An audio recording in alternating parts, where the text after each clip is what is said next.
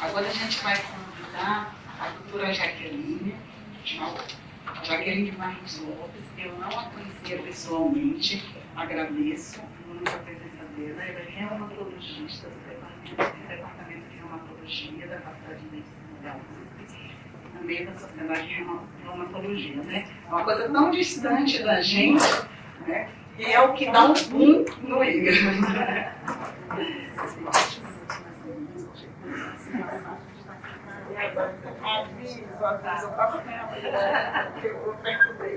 Gente, boa noite.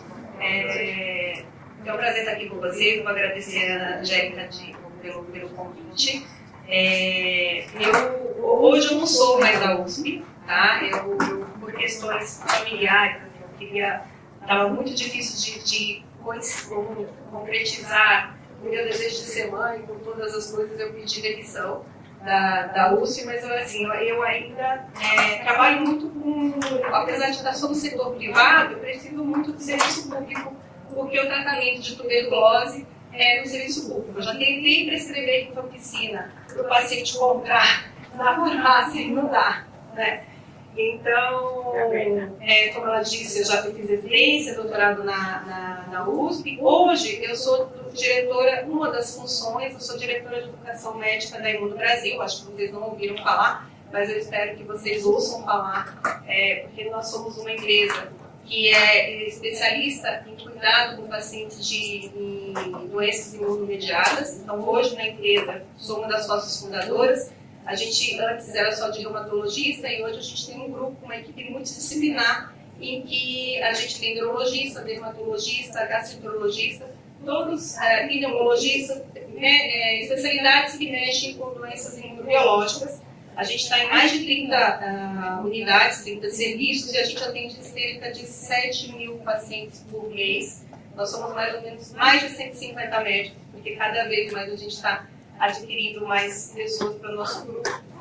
E depois que eu saí do HC, eu fui morar no Paraná, no interior do Paraná. Então eu sei muito bem o que é essa logística, né? Essa dificuldade de você ter o acesso. Então eu prescrevi um biológico no Paraná, era um parto, porque o pedido ia para Curitiba, e de Curitiba ele tinha que voltar, o remédio saía de Curitiba para vir para Telêmaco para aplicar em Telêmaco, sendo que a gente até tinha uma situação de pedir PD no Paraná, era aquilo que eles falaram, assim, o prazo são 10, então o paciente fazia um agendamento lá na unidade de saúde e tinha que esperar ter 10 solicitações para ele poder fazer o PPD.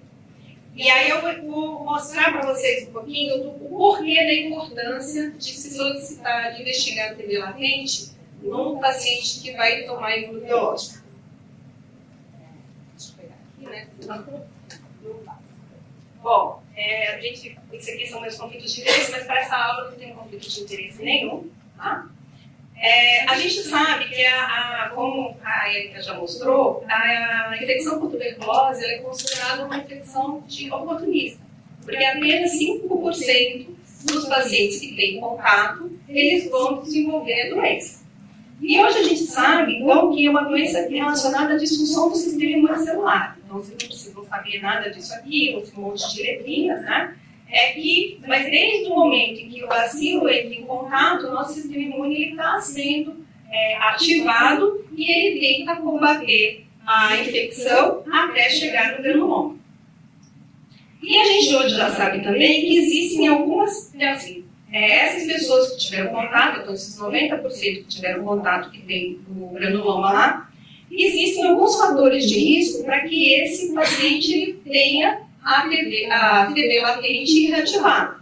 Entre esses, né, os próximos pacientes que a gente trata, que a reumatologia trata, eles estão aqui, ó. A artrite psoriásica tem um risco relativo de pelo menos 3,1.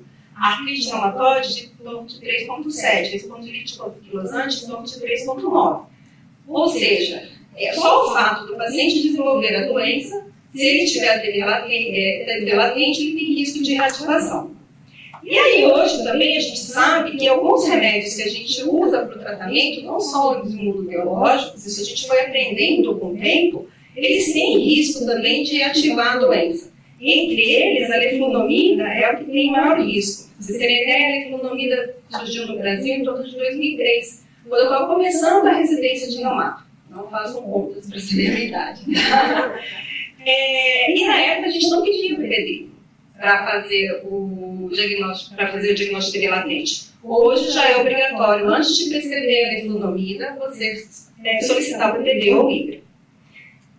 E aí a questão relacionada ao imunobiológico. O primeiro imunobiológico que lançou foi o infliximab, é um anti-TNF que está aí no mercado há mais ou menos 28 anos. Quando ele surgiu, ninguém sabia que ele ia ser uma preocupação para a tuberculose.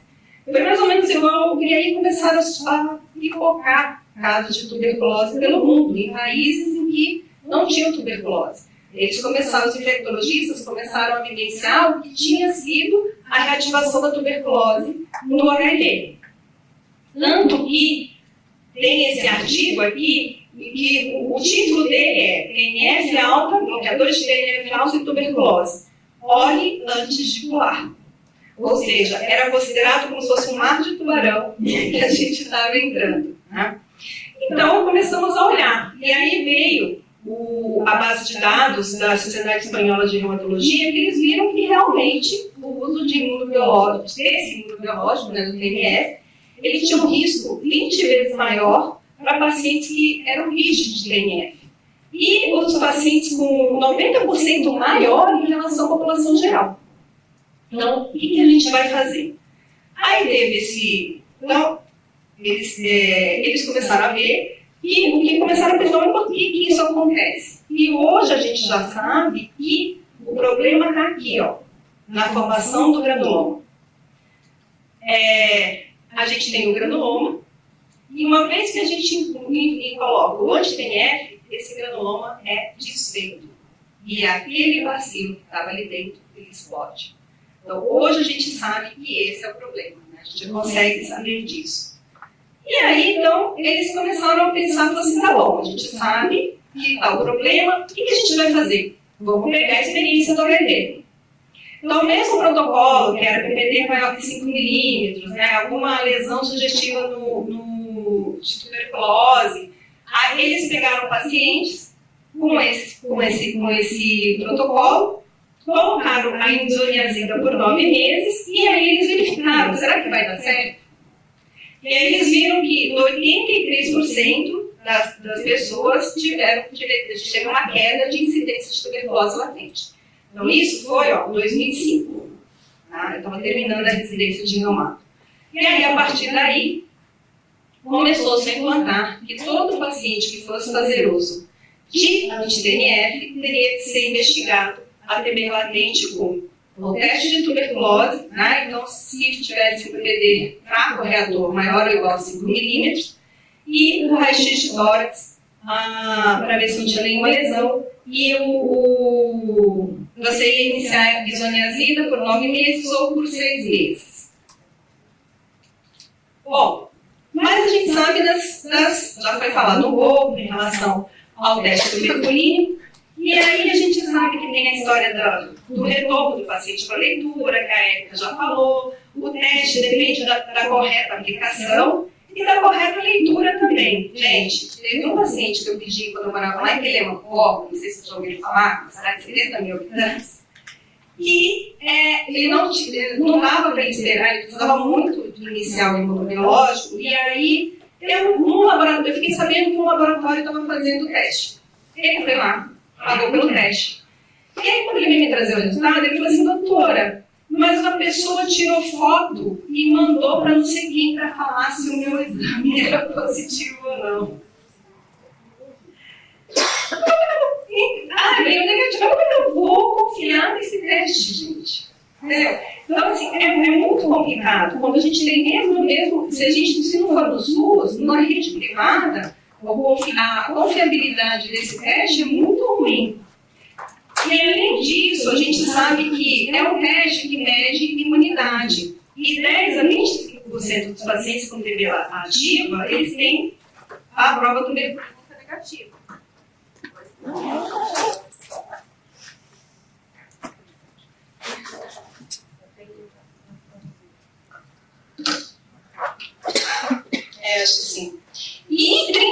95% dos casos de TB disseminada também tem a prova de tuberculínica negativa. E tem outra coisa, os nossos pacientes, eles já são um pouco imunossuprimidos. E como a gente mede a reação do interferograma, pode ser que ele seja também negativo. E aí, o teste tuberculínico nada mais é do que uma medida indireta do interferograma. Então, eu só coloquei essa figurinha aqui para a gente saber que os dois testes, eles medem interferograma. Só que um é para uma medida indireta e o outro é pela parte sérica. Né? E o IGRA não é uma coisa que surgiu agora. Né? Ele vem sendo desenvolvido desde 2001. Só que não era também um teste bom. Então, no passado, ele não justificava, além de ser caro, ele não era um teste que... Não, o PPD é um teste super barato, né? Apesar de todas o paciente ter que vir. Então, não justificava você usar o IGRA. E agora ele foi melhorando e o que a gente tem, que é o Quantiferon TB Gold Plus, ele tem uma especificidade, sim. Então, agora justifica você poder usar o IGRA, né, no lugar do PPD. Então, tem, só para título de curiosidade, não é o único, né? A gente tem também o T-Sport, mas que não é comercializado no Brasil. Então, no Brasil é só o Quantiferon TB Plus. Apesar de a gente ter na rede privada, a disseminação do uso do IGRA, na verdade, só foi possível no ano passado. Então, vocês não estão muito atrás, porque só foi no ano passado que foi incorporado pela ANS a obrigatoriedade do uso do IGRA nos pacientes que vão fazer uso de imunobiológicos. Na verdade, assim, houve até um erro. Vocês são melhores do que o serviço privado. Porque no serviço privado, a nota técnica diz assim, paciente em uso de imunobiológico. E vocês vão ver que a gente precisa pedir o teste antes de iniciar o imunobiológico. E aí, fala-se, ou que a paciente candidata à imunossupressão. Então, o que eu tenho feito é ter colocado que o paciente está candidato à imunossupressão. Mas ainda assim, recentemente eu tive uma paciente que ela não conseguiu fazer pelo convênio, porque o convênio você sabe por que é. Eles querem fazer de tudo para negar. E ela conseguiu fazer no SUS. Ela me trouxe, ela falou assim, doutora, eu conheço uma enfermeira que trabalha no SUS, e ela fez com que o médico pedisse para mim e trouxe lá o teste bonitinho. Então, assim, eu acho que está funcionando super bem o serviço nessa questão de solicitação. Então, ele tem sido recomendado nos últimos anos, depois de todas essas atualizações, como potencial substituto ao complemento do teste de tuberculose. E aí, a Ana Angélica pediu para trazer para vocês um caso clínico que pudesse mostrar um pouco a jornada do paciente, né, em relação ao IGRA. Então, eu trouxe para vocês um caso que ele apareceu para a gente em fevereiro de 2021. É um homem de 35 anos, engenheiro, natural e procedente de São Paulo. Ele tem artrite psoriásica desde há 1 ano, tá? Estava em uso de methotrexate desde o início e com dose atual de 25 mg por semana. Isso aqui é só a título de curiosidade, porque para o paciente usar imunobiológico com essa doença, existem os critérios que a gente usa para saber se o paciente está em forte atividade ou não. E o MDA, para o paciente estar fora de atividade, ele tem que ser maior que 4. Tá? Então, ele estava com 3. Quanto menor o MDA, né, ele é de 0 a 5, mas quanto menor o MDA, mais atividade o paciente tem. Então, esse paciente é um paciente que apresentou para a gente com indicação de imunobiológico. E aí, o que a gente faz? A gente pede PPD, raio-x de tórax e as sorologias. Quando o paciente não tem as sorologias, eu peço sorologias, né, para emitir indicação de imunobiológico. Sempre que eu já pego um paciente assim, eu já mando vacinar. Na verdade, quando é meu paciente, quando eu faço o diagnóstico de uma doença imunomediada, ele pode ser candidato ao uso de imunobiológico, eu já peço para vacinar. Então, aqui eu já tenho o endereço aqui do Emílio Ribas, eu tenho o endereço do HC, o endereço da Unifesp. Eu já encontrei um negocinho que a gente encontra onde tem esse paciente é de Santos, esse paciente não sei de onde, sempre vai ter um lugar de um CRI. Então eu já encaminho para o CRI para fazer todas as vacinas. E aí, nesse caso, esse paciente não era vacinado ainda, então a gente encaminhou. E o que aconteceu? Ele veio com um PPD negativo, tá? Ele voltou um mês depois, a PPD negativo, raio-x de tórax normal e as sorologias negativas. E na época foi solicitado, foi indicado o secukinumab. O secukinumab, ele é um imunobiológico que ele não é um anti-TNF. Hoje, a gente já começa a questionar se a gente precisa tratar todas as TBs latentes em todos os imunobiológicos, tá? Porque nem todo mundo, né, naquela cascata lá tem ação do anti-TNF. A gente sabe que o anti-TNF a gente não tem dúvida, ele vai destruir o granuloma, então não tem como a gente não usar. Mas a gente sabe que o tratamento também não é tão legal. Então, assim, por quê? Você tem, é raro, mas acontece. Então, para mim que já teve paciente que fez neuropatia por isoniazida, paciente que já fez lúpus induzido por isoniazida, você fica com medo da droga.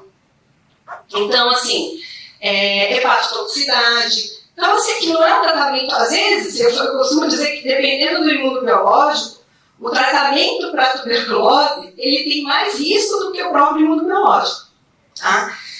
Então, nesse caso, no caso do paciente, às vezes, assim, a gente tem várias opções. Eu geralmente costumo dividir com o paciente quais as opções. Quando o paciente tem PPD negativo, a gente tem um leque, né? Quando o paciente tem PPD positivo, eu procuro não usar. Hoje eu não tenho só o infliximab, o adalimumab, a gente não tem mais só o anti-TNF. Então, a gente procura usar, não procura usar o anti-TNF. Quando o paciente tem negativo, a gente tem um leque. Então, eu discuto com o paciente, olha, esse vai tomar desse jeito, esse vai tomar desse jeito, o que você prefere, onde você mora. E aí, nesse caso, foi optado pelo secukinumab. Deixa eu tomar uma água aqui que eu acho que está...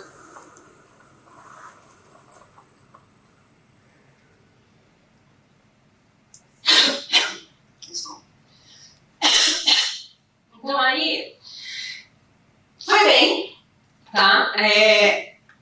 Um ano depois, ele me retorna no ano passado, fevereiro do ano passado, com uma baita atividade de doença, que eu coloquei só para ilustrar, né, que vocês não são radiologistas nem reumatologistas, mas tudo que é branquinho aqui, ó, isso aqui é uma articulação, são articulações na mão, e tudo que é branquinho é atividade. Então, ele tinha respondido inicialmente ao Cosentix, ao secukinumab, mas ele volta com uma nova atividade maior ainda, o MDA-2. E a ressonância mostrava muito a tenossinovite. E aí, o que a gente vai fazer? Bom, tem um ano já que eu fiz aquele PPD, então eu preciso investigar de novo. Então, pela nova recomendação, uma vez por ano, você tem que investigar se o paciente não, porque ele pode ter tido contato nesse ano com tuberculose. E aí, ele veio na consulta, eu pedi o teste do IGRA. E ele mandou mensagem, mais ou menos quase uma semana depois, falando, doutora, meu IGRA foi positivo. Eu falei, nossa, aí já fica aquela dúvida. Ele já era um paciente que tomava methotrexate. Será que ele já não tinha TB latente e ele caiu dentro daquela porcentagem de pacientes que tinham PPD negativo? Que sorte que eu não usei um anti-TNF. Né? Não sei, nunca vou saber essa resposta. Ou será que ele foi realmente exposto, dentro desse um ano, a uma nova infecção? Enfim, a gente tinha um problema agora, né? Que ele tinha o IGRA positivo. E aí ele veio na consulta, em 18 de fevereiro. Naquela época, recentemente, tinha sido aprovado um novo tratamento para 3 meses. E aí eu conversei com ele, falei assim, existe a possibilidade, falei, só que são você 9 comprimidos. Então, assim, e é um tratamento supervisionado. Uma vez por semana você vai ter que ir lá no posto de saúde. Ah, não, doutora, eu prefiro 3 meses do que tomar 6 ou 9 meses de isoniazida. Eu falei, tudo bem. E aí, a gente precisa quando a gente indica o tratamento, a gente precisa esperar pelo menos um mês para a gente começar o biológico. Porque o paciente precisa impregnar um pouco para você começar. E hoje também a gente já sabe que não adianta a gente esperar os 6 meses, porque a gente também precisa do TNF agindo nesse granuloma para a droga entrar. Então, assim, eu preciso esperar um pouquinho, mas eu também não posso esperar muito. Então foi aí, na época eu li na internet como é que fazia para prescrever, dei a prescrição para ele foi para a UBS. Chegando lá na UBS, ele passou primeiro com uma enfermeira que perdia um teste rápido de HIV e encaminhou ele para o clínico da UBS. Ele me falou clínico, mas não sei se foi infectologista. O fato foi que, assim, demorou 2 meses para ele iniciar o esquema. Eu não sei se era porque estava no início, enfim, demorou 2 meses para ele iniciar o esquema. E aí, então, assim, ele estava com muita dor, mas eu não tinha o que fazer, a gente não tinha que esperar. Então ele foi começar o início do tratamento, que aí não é mais eu não iniciei o infliximab, eu iniciei o golimumab, porque ele tem a vantagem de aplicação em 30 minutos, depois ele é feito a cada 2 meses, o paciente preferiu esse. Então ele só começou em maio de 2022. Aí a gente ele ficou super bem, com MDA de 5, né? Respondeu super bem, só que o que aconteceu com ele? Ele começou a vir, todo mês. De repente ele aumenta as transaminases. Aí na época encaminhei de volta para a UBS, né, com uma cartinha falando que ele estava com aumento de transaminases. Eles optaram por suspender a medicação, suspenderam por 2 semanas, e aí eles também falaram que se ele não normalizasse as transaminases dentro dessas 2 semanas, eles iam considerar como abandono de tratamento e ia ter que iniciar um outro esquema. Mas deu certo, tá? Ele normalizou as transaminases, então assim, hoje o paciente completou o esquema de tratamento e ele está super bem. E assim, eu acho que como desafio que a gente tem, é como a Ana Angélica falou, não é uma urgência. Mas para aquele paciente que está precisando do remédio para tratar a sua dor, na cabeça dele isso é uma urgência. Então, quanto mais a gente conseguir diminuir esse tempo para iniciar o tratamento, né, mais a gente vai poder contribuir. Eu acho que já melhorou. Uma das coisas, e assim, eu acho que também a gente precisa orientar os reumatos, os gastos, porque assim, recentemente também eu tive uma outra paciente que eu mandei para o infectologista. Como eu estou na rede privada, eu mandei para o infectologista da rede privada. Aí passou para o infectologista da rede privada, o infectologista da rede privada prescreveu isoniazida por 6 meses. Só que aí, quando ela foi pegar o remédio lá na rede pública, ela falou, doutora, me informaram que eu tenho que passar pelo infectologista da rede privada. E aí eu só consegui essa consulta com o infectologista da rede privada daqui a 1 mês. Falei, tudo bem, se é assim. E aí a infectologista da rede privada optou pelo tratamento supervisionado, que eu achei muito melhor, né? E aí eu já aprendi, eu falei assim, não, então não adianta eu encaminhar para o infectologista do serviço privado, eu vou ter que encaminhar direto, porque talvez as coisas estão melhorando, assim, a informação está sendo mais rápida, né? E eu teria ganhado tempo se eu tivesse encaminhado direto para a UBS, falou, tem IGRA positivo, vai lá na UBS, que o tratamento vai ser mais efetivo. Então era isso, eu agradeço vocês, esses são os meus contatos, se alguém quiser me contatar, fique à vontade.